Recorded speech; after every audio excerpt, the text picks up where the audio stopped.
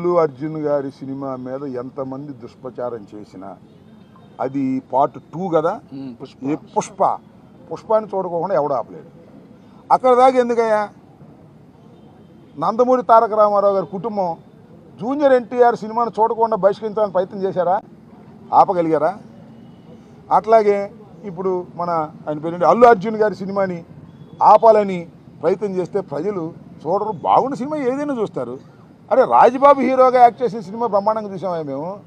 Cinema బాగుంటే, NT Ramarao గారి సినిమాలు బాగోకపోతే ఫ్లాప్ అయినాయండి. ఏం చెప్తాం? సినిమా బాగుంటే ఎవరైనా చూస్తారు. అరచేతిని అడ్డుపెట్టి సూర్యకాంతిని ఆపలేరు.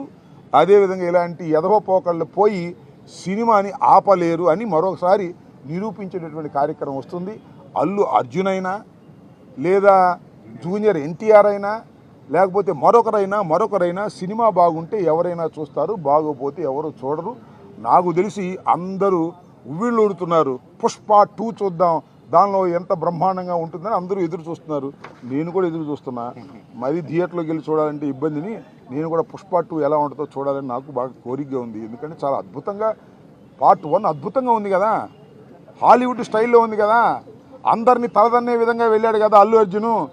అందువల్ల బాగా జలసిగా ఉంది కొంతమందికి. మీ జలసి వల్ల మీ కడుపులు పుచ్చిపోతాయి, గుర్తుపెట్టుకోండి.